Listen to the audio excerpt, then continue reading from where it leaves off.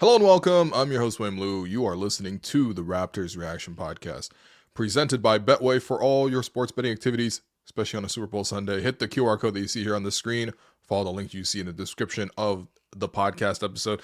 Because of that aforementioned Super Bowl that is taking place, basically, I don't even know, like 2-3 hours from now.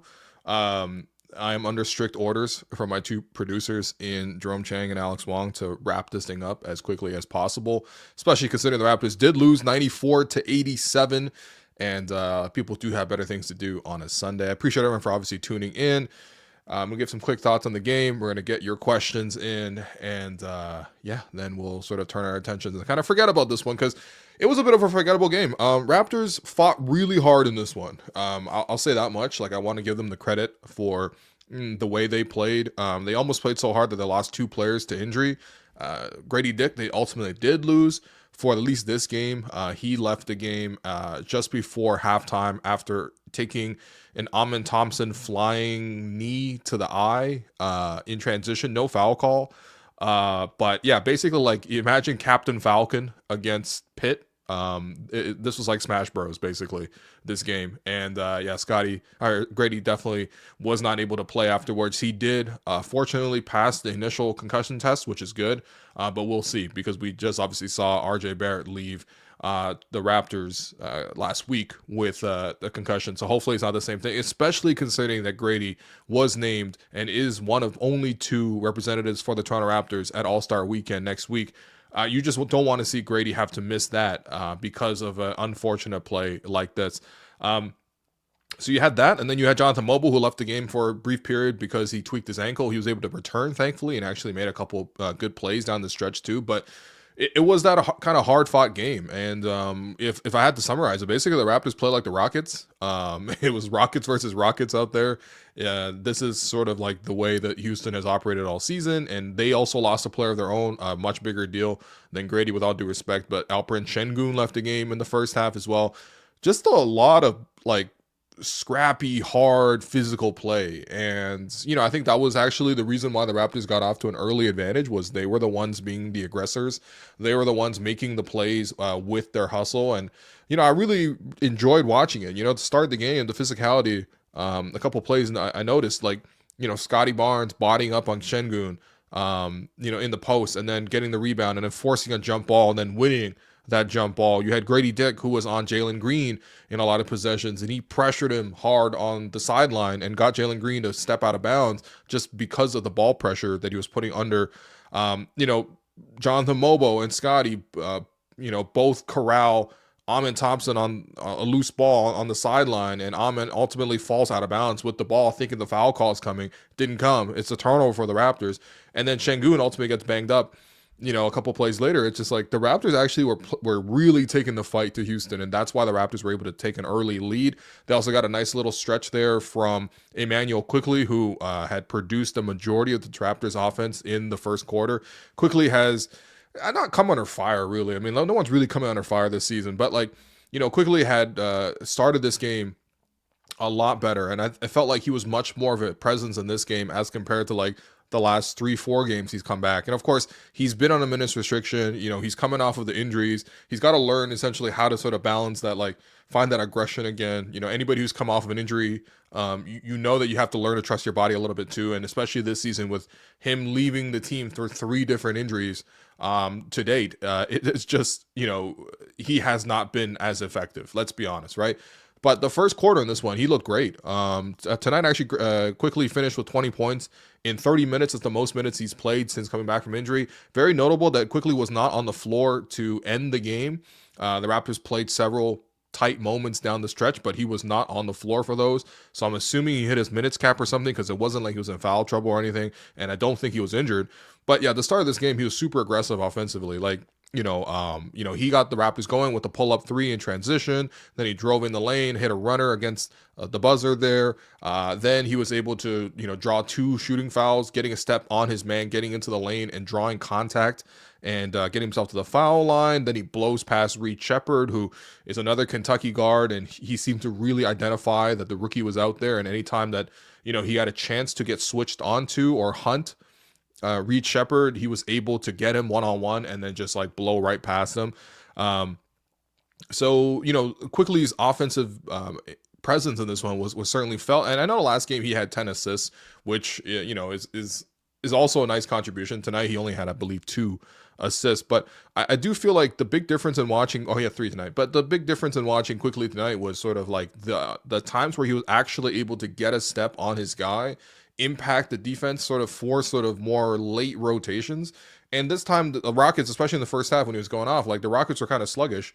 And so he was just able to get by his guy and then, take advantage by scoring or drawing the foul. I feel like, you know, the rest of the season is rather inconsequential. And I'm really not trying to make mistakes, but I do, or make excuses. But at the same time, I would like to see Quickly produce at the level where, he's a consistent offensive threat and he's able to get his own shot. And when he's up against a big, he's able to, attack that matchup. Or when he's up against, a slower guard, he's able to attack that matchup. But just be that shot creator and that he needs to be. Because again, when you watch a game like this, the Raptors really lack scoring, right? Like this is a Rockets team that is very good on defense. There's no doubt.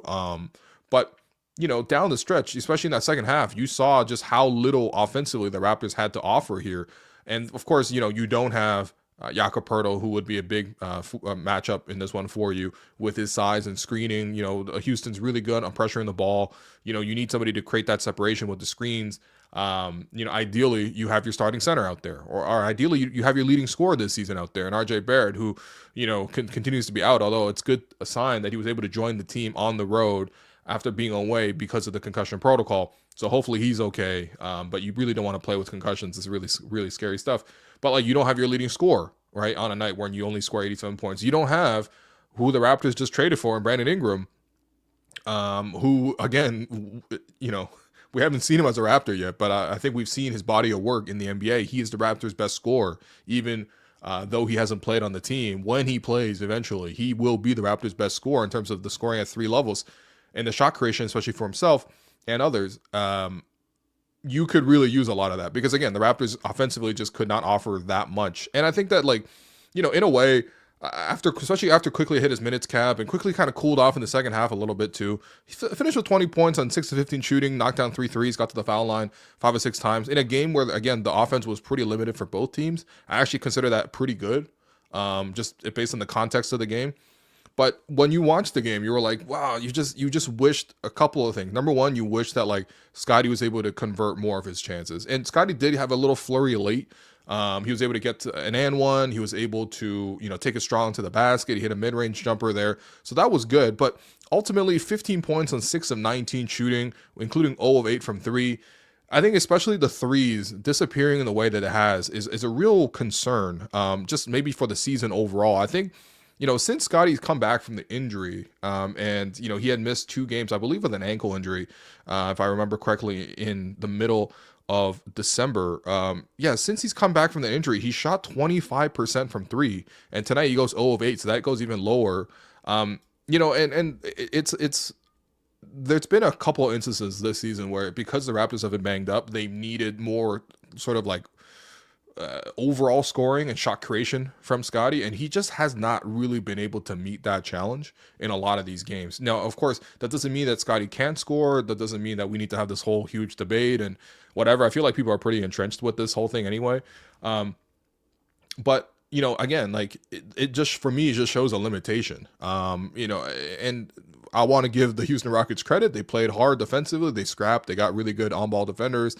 You know what I mean? But at the same time, like 0 of 8 from 3, and just sort of that maybe towards the end of the game where he got going a little bit, but also the Rockets were up 10 and they were rather comfortable at that point. You know what I mean? Like over the bulk of the game, you just could not feel Scottie's presence offensively. You really couldn't. Now he made some really nice passes. There's no doubting the connective passes that he's able to make. A couple of no-look passes in transition that were really nice.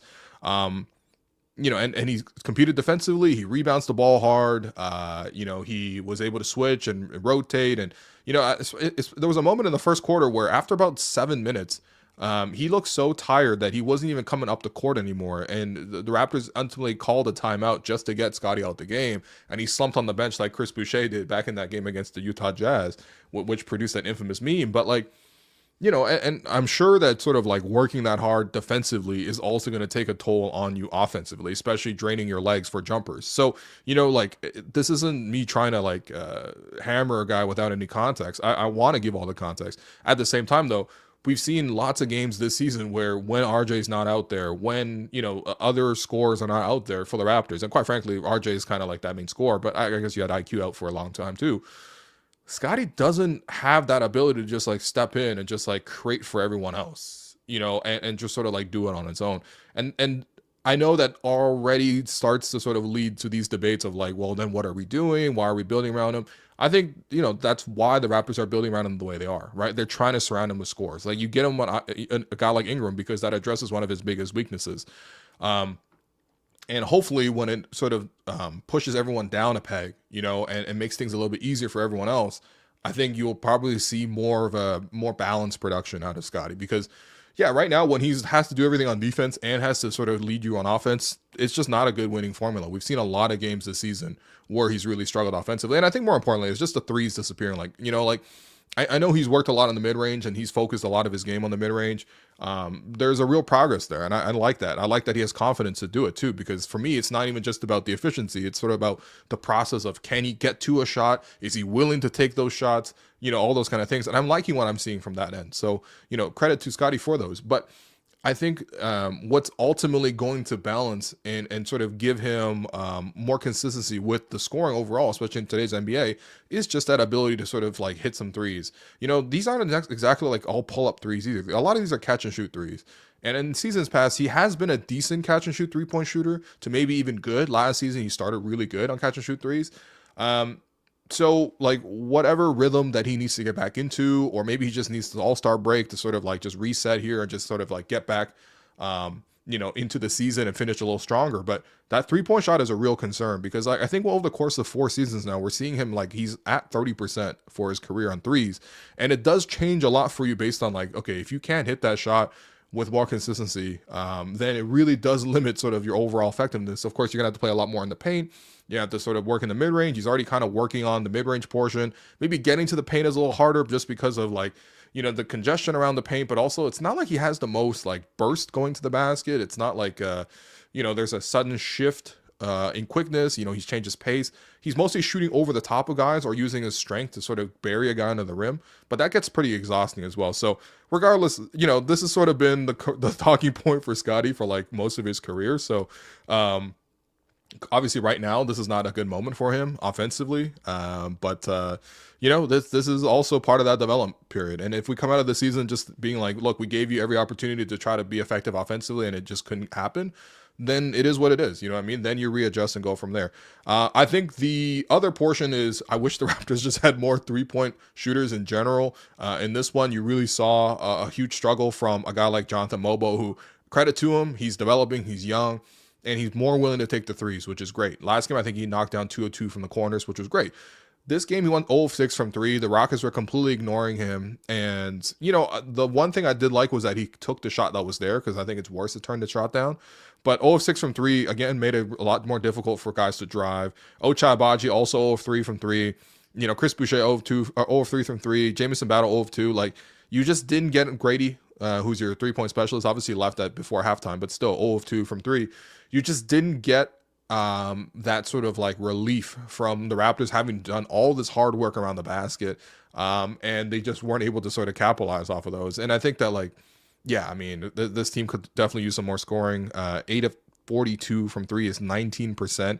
They shot 36% overall from the field. Like, you're not going to beat almost anybody in the NBA. The fact that they kept it close is a testament to how hard they scrapped offensively. So, it was a brick fest. I can't even lie, but at least the Raptors played some pretty good defense as well. And to be fair to them, like, the Rockets were also really breaking until the end of the game, when you started to see Jalen Green knock down some threes, Cam Whitmore knock down some threes, Dylan Brooks knocked down a 3, and that ultimately created that separation, along with Jeff Green just suddenly turning back the clock to give them the win here. But ultimately, yeah, the Raptors were not able to just generate enough offense to compete in the league. The only good thing I would say was that Jamal Shead was able to, deliver a bit of that spark.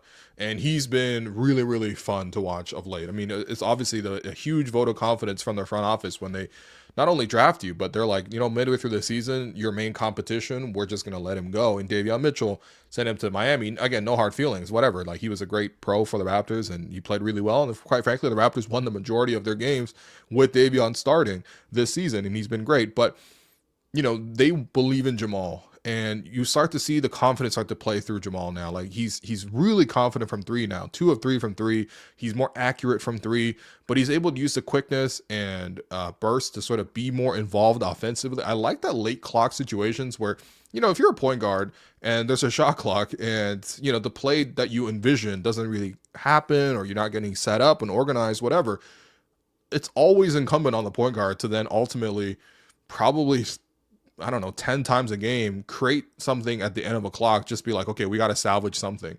And that little bit of creation, I saw a little bit of that from both IQ and from Jamal tonight. But Jamal, especially with that sort of like hard drive and then quick stop and then sort of shoot the little floater, just to sort of like get the defender backpedaling and then stop on a dime and create that sort of separation through that. I mean, that was nice to see. His defense is always very active, but overall, I thought he actually played really well. And if you haven't seen already, there was a really nice open gym clip up on the Raptors social accounts where the Raptors, as they typically do, go practice at University of Houston. But that was where Jamal played 3 of his years in college, and it was a really cool moment to sort of see him go back to where he played in college. And he told a great story about how the year before, obviously before joining the Raptors last year when he was still in college, he and a couple of his teammates stuck around and sort of like just to stay and watch the Raptors practice. And for a year later, for him to be on the team now and actually balling out, and I'm sure he had lots of fans and family and friends in attendance here going back to Houston. It's just a really happy moment. But ultimately, Raps couldn't get it done. And more importantly, I'm under strict orders from my producers to keep this thing short. So let's bring in Alex Wong. Because we want to know what the streets are saying. What's going on, Alex? What's going on, man? Not much in the chat today. Mostly just talking about Scottie and Scottie as a number 1 option. Oh my god! Okay. If you want to get to those, we can do some questions. That's been the entirety of the Raptor show, and also Hello and Welcome. Like, that's correct. You realize we've done this for 4 seasons straight, man. This is Ross and Rachel, but for Raptor fandom, bro. Like, come on, man. That's correct. Tangerine read, please. Okay, it is time now for the Tangerine fan inbox. And I want to let you know that Tangerine is the official sponsor of the Toronto Raptors, the foundational partner of WNBA Canada and NBA Canada. And of course, they're not just fans of basketball, they're fans of basketball. They're fans of fans who, on the day of the Super Bowl, are still tuning in to see a Raptors Rockets recap here at the Hello Welcome podcast. And if you're listening to this, there is no doubting your commitment. Fans like you are at the heart of what makes this game great. So this year for the Raptors' 30th anniversary, Tangerine is turning the spotlight from the court to the stands and celebrating the way Raptor fans support their team, because this is how we fan. To learn more, visit tangerine.ca/basketball. Yo, I just did that I was blind. I didn't even read it. Yo, that's crazy. I memorized it finally. Oh man, after doing 60 of these. Okay. So proud of you. Question 1. Why is it so hard for Scottie to stop taking threes? He is good in the mid-range. Why doesn't he do more of that? Is it a subtle tanking method from coach to make sure we lose? No, I'm gonna stop this right here. We cannot just say anything that's not going right for the Raptors is a subtle tank and therefore just let everything off the hook. Like, come on, man. What are we doing, right? We can sort of sit with this. No, I don't think it's a subtle tanking move. You might even argue it's a developmental move. I did obviously go down to practice like many months ago now and talk to Darko about sort of Scottie elevating his 3-point volume. And he talked about how, he wants him to take, I think at the time he was taking 7 threes a game. I was like, are you cool with this number? He's like, no, I want him to take more, like even 10 plus he would have been comfortable with. But yeah, I mean, I think that it's not just getting comfortable in the game, right? Like even like in the course of warm-ups and stuff like that, like there's a consistency that you got to reach even in practice before, that translates to the court itself. And I'm not saying that Scottie is not practicing his threes. Trust me, every warm-up he practices his threes. That's actually very similar to every NBA player outside of Jakob Poeltl now. But yeah, it's just, I think a lot of it is just in a natural flow. Like most of these shots are good shots. Like, what I mean? He's not like crossing over, pulling up on a contested 3 with no balance. Like a lot of these are like he's open at the top of the floor because he's playing point. So a lot of times your point guard is obviously in the middle of the floor there above the 3-point arc, because it's an easy point to sort of access. It's a great place to sort of just like initiate plays and make your passes, et cetera, et cetera. He's open there, and if defenses sag, or if the ball rotates out to him and he's open from three, like I want him to take the three. It's just like he's not a consistent 3-point shooter, and like it's not always as bad as 0 for 8, but recently it's been a pretty big struggle. I know last game he hit the threes, which was nice to see. But yeah, I mean, if you extend it back a couple of games, like he's been really struggling from the line, and it just, I don't know what to say. It is what it is. You know what I mean? Like that's really it. I'm sorry. Hopefully he gets better from three, but we know this is a weakness, and this has been in the scouting report for many years. And this is not a tank move. It's not like Darko's like, yo, go out there and shoot 8 threes no matter what, and because we need to sort of secretly lose these games. Raptors don't need help losing games. I don't know like why this is sort of like, again, like this team is where they are because they have genuine struggles. Yes, some injuries as well. Like that's not to be discounted, but this is just him missing threes. We don't need to like rationalize it away. Nice. Next question. Do you think once Scottie becomes the second or third scoring option, his scoring will improve with the tougher defenders going to Ingram and even RJ? Yeah, I think so. I think the best stretch that we've seen from Scottie, which was probably the beginning of last season, was when the majority of defenses were still focused and fixated on Pascal, right? And he was able to sort of play off of other scores. It also helped that at that time Scottie was really hot from three. Like even in that first game they played against Wemby when they went to overtime, there's a play where he hit a big step back three to force a tie game late in the game. Like he was super confident with the shot, right?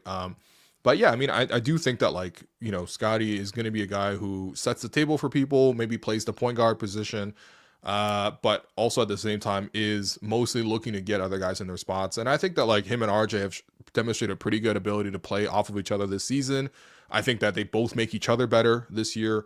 Like for example, Scottie's effective field goal percentage is higher with RJ on the floor than without RJ on the floor. I think that a very similar thing will probably happen with Ingram. The thing is then like, in order to be an effective second or third option, I think that some of these other things will really come into play, like catching and shooting from three, like being able to screen and roll and sort of like cut in the right moments, and maybe even get in for offensive rebounds. Because again, if you're taking a lot off his plate by sort of giving it to RJ and Ingram to create, then that means that like, you got to find different ways to sort of be effective. And I do believe that Scottie has that kind of skill set. I mean, even when he was a rookie, for example, part of the reason why he won Rookie of the Year was because like the defensive attention was always elsewhere. It was Pascal, then there was Fred, Gary was pretty good back then too. That season he was pretty good. That's when he had like the 6 straight 30-point games. OG was obviously a threat as well. So, like you saw him sort of like crash the glass a lot. You saw him sort of like, catch and shoot threes, playing in transition, all that kind of stuff. I think he's like more than qualified to play all those things right now. But yeah, I mean, you give him some scores, I think you definitely limit the biggest weakness right now in his game, which is his own self-creation. Next up, another day, another time to delay the Norm interview. This is enough slander towards Jerome, who's been working hard on this. Jerome, show people the graphic. Oh, the video is on its way. Wow, look at that. I believe this is I guess this is the YouTube upload page. Yeah, you wouldn't know about this. I would not know. This is not my part of the business. Yeah, but you can see half my face. You can see Norm right there. I didn't realize until I watched this video that we are the same height. 7 minutes. Oh man, 7:43. 7 minutes in heaven. Okay, Woo, that's what I felt like. It's the interviewing Norm. 7 minutes, guys. It's a really fun one, man. Someone in the chat is like 7 minutes. What do you think it was gonna be? Like an hour? Like it's not gonna be some sort of sit down. So this interview is real. I'm telling you, it's real. Okay, it's happening. It's real. We'll post it next week because obviously there's less React Pods next week. You know what I mean? So That's right. Yeah. So just letting you guys know that the Norm interview is real. And by the way, I hope all of you will go rush to watch the video once it comes out and share with your friends too. You know what I mean? Let people know that this is the best 7 minutes of Raptor content that we've gotten all season. So we said, bro, we waited months for a 7-minute interview. this is your fault because like you had come in hot promoting it as like a podcast interview, like without any context. I mean, Yo, if you guys fair enough. listen, if you guys listen to that thing at like 1.5 speed, you'd be done, man. 3.5 minutes. Yo, do not speed run the Norm interview, Yo, okay? speed run that Yo, interview. set that thing to like 0.75 speed, man. Put that on Norm slow mo. Norm is going to be at All Star Weekend for the Yes. 3-point shootout, so maybe we'll track him down and tack on a couple questions. Well, Hey, we'll definitely Norm, try to interview Norm, man. again? Again, baby, again. Not a part 2, man. Holy. Yo, someone said 7 minutes. Let's go.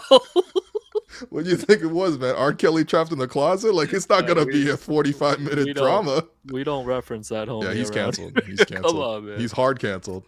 Oh, man. Shame what's going on Kanye's timeline, too. Oh God. Anyways, tough. What's going on, Jerome? what up, Jerome? No, We got I 3 figured I minutes. might as well just come on here to talk about very briefly this ordeal. Yeah, it is a 7-minute interview. Sorry we misrepresented it originally. I think the first time we mentioned it was Will said we have this really great interview coming out with Norm Powell.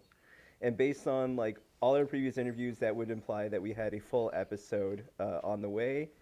And beyond that, I remember having to explain to some friends who follow the show that it is only. I like this idea. Just release it in 30-second shorts, slowly drip it over the next year. Yo, we will do it. We'll do it at the end of each post-game show. But we could do it in. You know how they release on TikTok like in 15-second clips, like entire movies. Yeah, Yeah, that would be really cool, actually. We sure. can get 30 minutes for Nemhard, but 7 minutes for one of the Raptors greats. Yeah, I mean that's fair, but Will? Yeah, that's the thing. Like, I believe every scene in Rush Hour has now been archived on Twitter because every single scene is somehow applicable to a meme. Mm. Mm-hmm. I'm Yeah, enjoying So we could. all the banter. That's right. Oh, We've boy. upgraded. We stole from our previous show. No, I mean no. Cease and desist, This is, I believe, less than 3 seconds. I believe it's free licensed. Yeah, Oh, yeah, man. yeah. But Glad we- anyway, glad we looked into it. it is coming. We're gonna put it out this week. Norm Powell's in the 3-point contest, so we thought it was a good opportunity. We also have a Grady Dick interview that I have to work on later today. If it makes anyone feel better, I've literally been working all weekend on everything. Yeah, send Jerome $8,000 right now in the chat. Yeah, someone buy Jerome 1 coffee, please. If you're gonna complain about it being 7 minutes, you gotta send $7. Someone buy Jerome a Milky You don't Special have- right now. You don't have to buy me Yeah. anything. I do hope you enjoy it though. All right, we're There running we up go. against the clock Okay. here. Last question here. Will, who do you want to win the Super Bowl? American football. Well, I don't know, man. You're way bigger of a football fan than any of the two of us. What do you think, man? Give me your okay. Give me your takes on the Super Bowl right now. Like, who's gonna win tonight, buddy? Yeah, thanks. No, well, the Chiefs are going for the first ever three-peat ever, and they've like won. no one in the NFL's ever had. No a one in the three-peat? NFL's ever won 3 straight Super Bowls, and they have this crazy stat Okay. where they've won 19 straight one-possession games. So basically, they've Okay. like in clutch time, like they're like undefeated. Sure. But like they haven't looked that good this year. They've won like every game has been close. Mm, But you also can't hate on them because they win every one of these close games. Meanwhile, the Eagles technically have more talent on paper, but Mahomes and the Chiefs are like the 90s Bulls right now. So mm. they're gonna find a way. So I think I'm pretty sure the Chiefs are gonna win tonight. So I saw a headline because this is the extent to which I follow the NFL. I saw a headline that Travis Kelce might retire. oh yeah, I think he's hinted at the fact that if they win tonight, he might just go out on a high and, Really? and just wrap it up. Yeah. So on Betway right now Wow. too, you can bet on whether Travis Kelce is gonna propose to Taylor Swift I was gonna after the ask. game. Is this gonna be the "You Belong with Me" music video for Taylor Swift? Except she actually gets the football player at the end. Oh yeah, no, great shout out there, Swifty. So anyways, I do have some bets. Oh, okay. Here we go. People What you that got? can see it. My main bet right now is there's a bet on Kendrick Lamar's performing at halftime. Who Mm. is going to show up as a guest? So on Betway right now, I've got Janet Jackson at 5.50 to 1 because I saw some Wow. buzz that she might come out for Poetic Justice. Is Rihanna, she in Poetic it's a Justice? sample. It's a sample Oh, of Janet wow. Jackson, and I Okay. think it'll be a throwback too because of course Janet had her Super Bowl moment Yes. Yeah. with Justin Timberlake, um, uh, and yeah, who else? Rihanna's on the board at 6.50. DeMar Rihanna. DeRozan is at 8 to 1 Okay. to show up. I guess For the what? Kings Like aren't playing he's just today. gonna watch the game, or he's like gonna be on stage? Like, I think LeBron James is more likely. This is like anybody who goes on stage. right. So Beyonce's at 9.50. Well, you can't U2, just bring Beyonce as like a cameo. yeah, Like, come on, man. U2 is at 13 You to too. 1. No, ain't no way. Imagine Dragons are at 23 to 1. Oh man, I'm not a believer. Yeah, and believer. Jay-Z's at 23 to 1, and shockingly Drake is also at 23 to 1. Well, if Drake shows up, that I think Kendrick's just gonna have to shoot Drake. I think that's the only thing left. Just There's okay, nothing I'm left for not- him to do, man. Not condoning that, definitely. That's just all will. Anyways, Like, I've also there's got a bet. what more can he do to the boy, man? I've also It's not possible. I've also got a bet on the Gatorade color for it to be clear, Okay, at 15 to 1. So clear.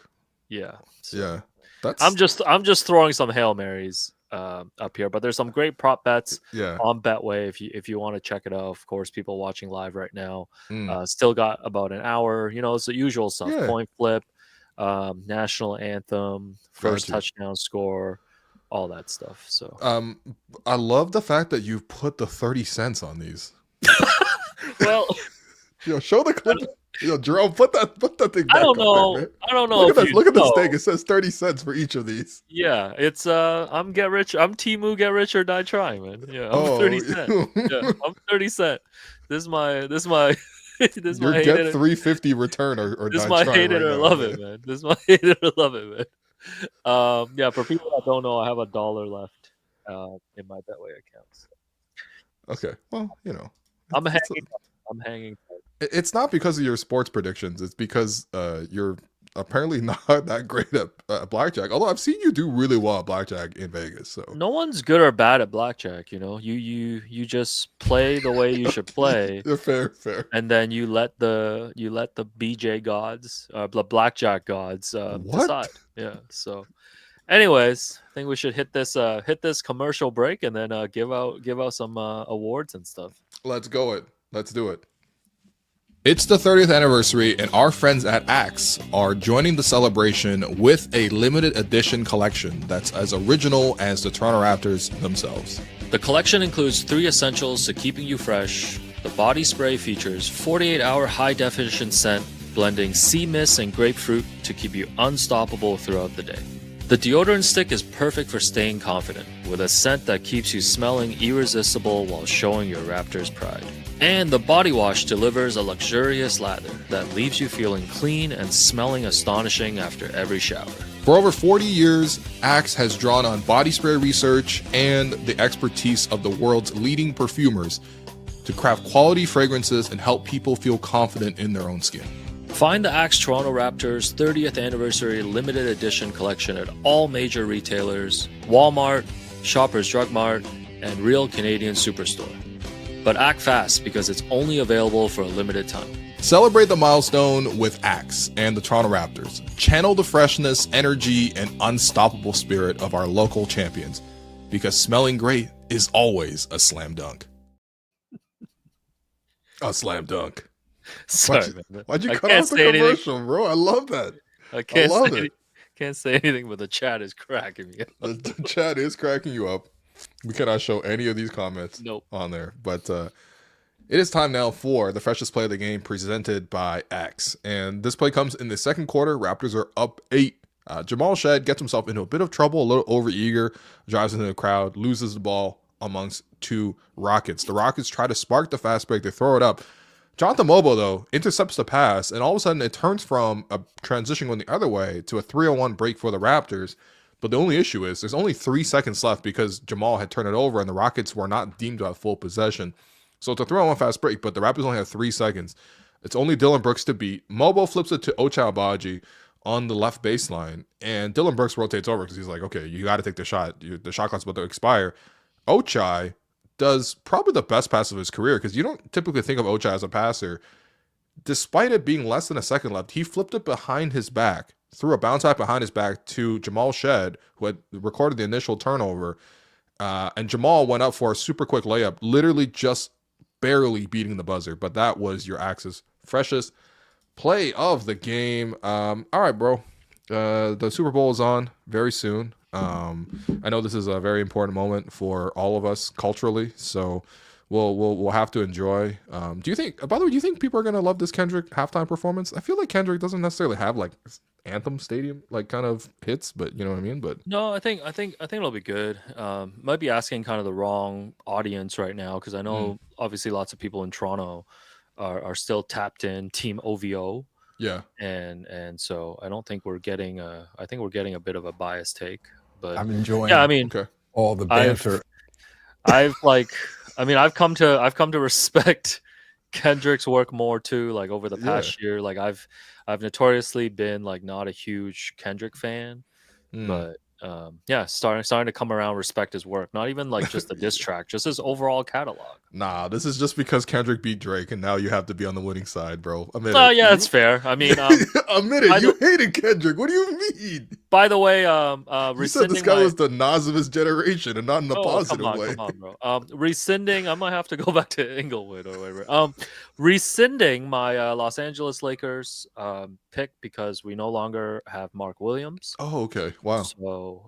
So Western Conference champion pick TBD at the moment. So West is pretty even outside of OKC, who will just continue to. OKC, I don't believe in. Houston, I don't believe in. Memphis, I don't Houston, I believe definitely in. don't believe in. With all due respect, man, but damn. Denver, I'm only intrigued whenever Kelvin Booth goes to the presser and is like, "Yeah, we tried to trade half the team, but they suck, and nobody wanted them." Yeah, so I think, yeah, you know what? I'm gonna go with the Lakers again. Yeah, fair enough. Also, what is this comment, man? Why you act like Kendrick's career started before that? Yeah, I've been a Kendrick fan since like 2013, man. Relax. We're not. I'm just a fan of. I'm a fan of both, man. This is childish stuff from both of these adult human beings. We're on the clock. We're on the clock. If we beat this under 40, I'll be so happy. Give the 3 stars, and then Jerome's gonna come up and give a programming update for the week. Come on. Okay, all right. Your 3 stars from tonight's performance. Your first star is gonna go to Jamal Shead, 14 points in 19 minutes for Jamal in his homecoming to Houston. 6 of 9 shooting, 2 of 3 from 3. Your second star is gonna go to Immanuel Quickley. Love to see him get going here, even though he ultimately was unable to finish the game because he hit the minutes cap, whatever. But 20 points, 8 rebounds, 3 assists, a steal. I liked how much of his own offense he was able to generate. You know, I think the key is the balance of scoring with the playmaking, but it doesn't matter. I think right now, just seeing him get slowly back to form post-injury is an enjoyable process. And then your third star, Ochai Agbaji. Ochai played well, played hard in transition, did a good job defensively on Jalen Green and Dylan Brooks until those guys got going late. But, you know, ultimately you'll live with that. He kept them in the game with his defense. So 11 points for Ochai, 5 rebounds, 2 assists, 5 of 8 shooting as he got back into the starting lineup. Your Gerald Henderson Award winner for who randomly torched the Raptors. That's got to go to Uncle Jeff. Uncle Jeff Green, 14 points, 5 rebounds, and assist. I believe Jeff Green is actually older than Garrett Temple, who we only ever play if it's garbage time, right? And everyone calls Garrett Temple Unc. So, like, this is Jeff Green, what he's doing right now, it's incredible, man. But I have to say, though, both Jerome and Alex are both older than Jeff Green, so I do feel slightly uncomfortable calling him Unc because I would not call my friends Unc in real life. But yeah, man, Unc still got it. Exactly. There you go. Jerome, if we can do this in 45 seconds, we'll have accomplished this pod under 40 minutes. Okay. I'll try to be quick. So coming this week, tomorrow we're traveling out to Philadelphia.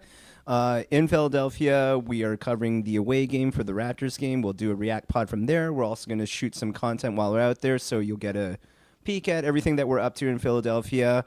From there, we're going to fly to San Francisco for the All-Star game. We're going to do as much coverage as we can out there. It's Will's first All-Star game, so we're going to kind of do a lot of stuff that is the point of view from Will's first All-Star game. So we'll film as much as we can that front. I'm not going to make this mark. We're going to release the Norm Powell interview in honor of his three-point contest. Let's go. Three-point contest. We're going to also, hopefully he's healthy and can make it, but we are going to put together our Grady Dick interview that we did over in Atlanta and put that out there too. And then the plan for All-Star is each night, because we are on the West Coast and we're going to probably finish most nights pretty late, we'll try to at least check in with everyone with like a nice little quick like 15-minute podcast. So hopefully you'll get those either late at night on the night of or morning of. And we'll do a React pod to the whole weekend after Sunday. So lots of content on the way. We're going to be very busy, but we're going to have a lot of fun out there. And yeah, that should cover it.